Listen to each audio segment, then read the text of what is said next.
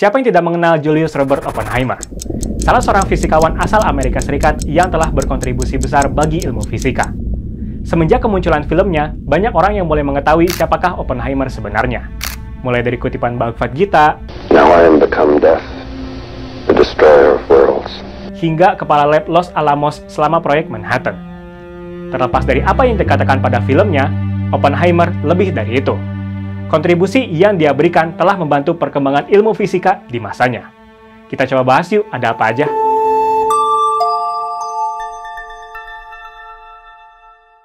Salah satu temuan penting dari Oppenheimer ialah aproksimasi Born-Oppenheimer.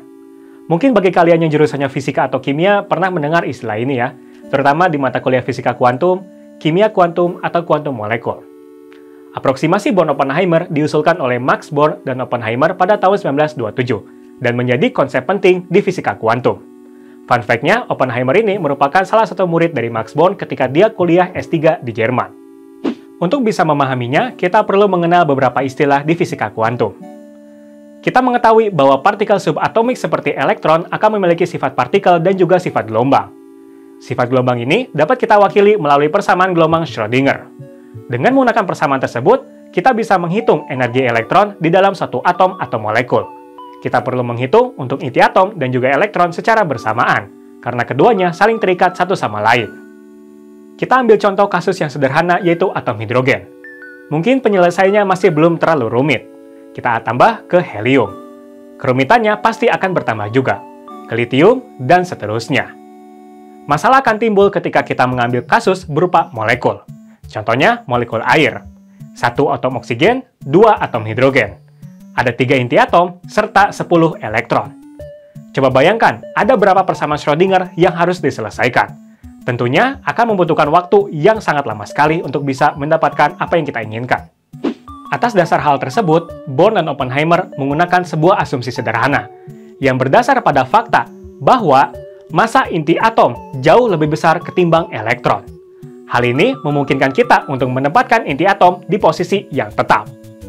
Nantinya, persamaan Schrödinger yang terlibat ialah inti atom yang diam serta elektron yang bergerak. Tentunya, hal ini akan menghemat waktu kita dalam perhitungan dan juga tingkat kerumitannya akan berkurang.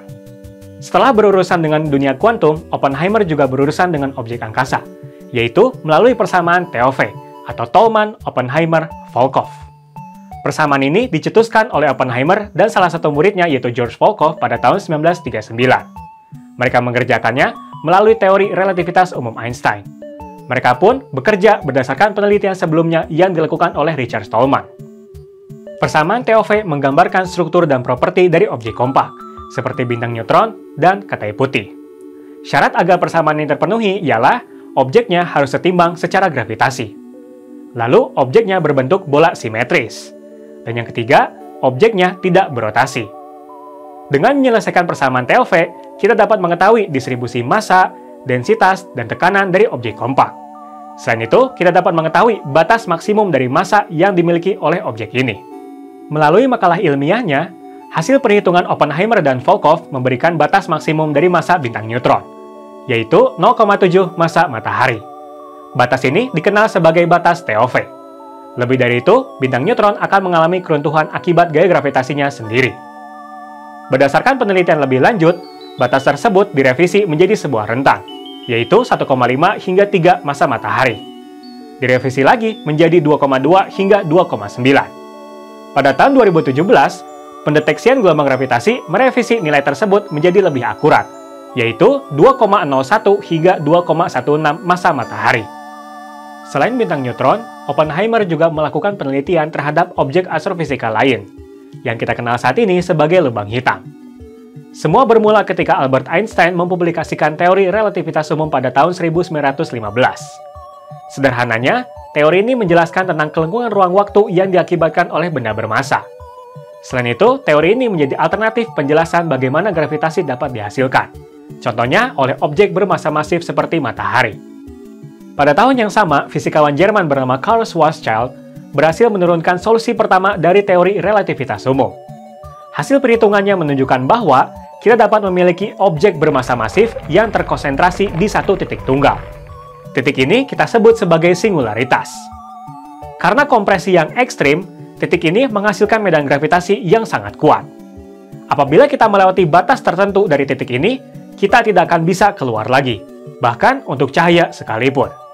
Pada masanya, orang-orang tidak percaya akan hal ini. Mungkin mereka berpikir bahwa ini hanya khayalan belaka, hanya berupa bukti matematis saja. Tidak mungkin ada objek seperti ini di luar sana.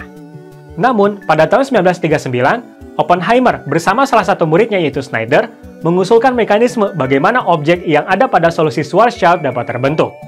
Mereka melibatkan bintang bermassa masif yang mulai kehabisan bahan bakarnya. Karenanya, bintang akan mengalami keruntuhan tiada henti, hingga mencapai satu titik singularitas. Titik ini kita kenal sebagai lubang hitam. Bisa kita katakan juga, Schneider dan Oppenheimer mengusulkan bagaimana mekanisme lubang hitam dapat terbentuk dan juga memprediksi keberadaan lubang hitam. Oke, jadi begitu ya apa yang sudah kita bahas di sini. Kontribusi Oppenheimer selain yang disebutkan pada filmnya. Ada aproksimasi Born-Oppenheimer, persamaan TOV, serta memprediksi keberadaan lubang hitam. Sebenarnya masih ada lagi ya kontribusi yang dia lakukan di bidang fisika partikel dan juga fisika nuklir.